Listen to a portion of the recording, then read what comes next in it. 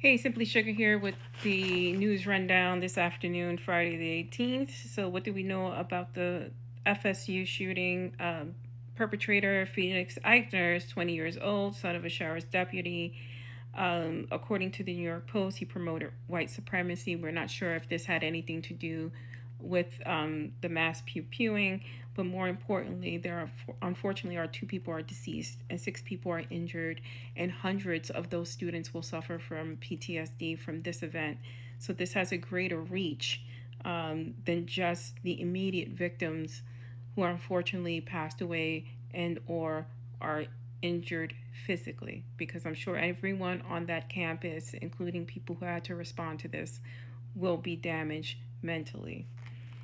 In other news, we know that Senator Van Hollen was able to meet with Kilmar Abrego Garcia. He is alive. They made sure he was dressed well, had a haircut, looked clean shaven.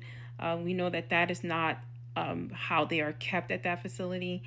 Uh, we've all seen those depictions and pictures of what the people look like there. I'm sure that Kilmar was very reserved in whatever he discussed with the senator, as he has to remain there, and we don't want him, getting beaten for sharing the truth and his truth. So for now, I'm assuming the senator did not learn much. I think that was a very controlled environment. We also know that the U.S. Supreme Court will hear birthright citizenship case in May of 2025.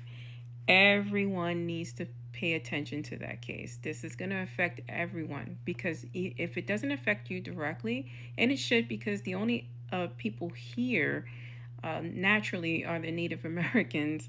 So everyone since them has had some sort of birthright citizenship coming from somewhere else to here, period.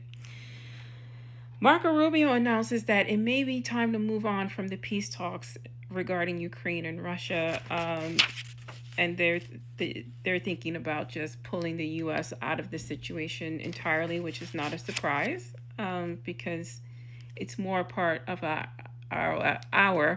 it's not it's the Trump administration's isolationist opinion, where they want to just isolate the United States from everyone and everything.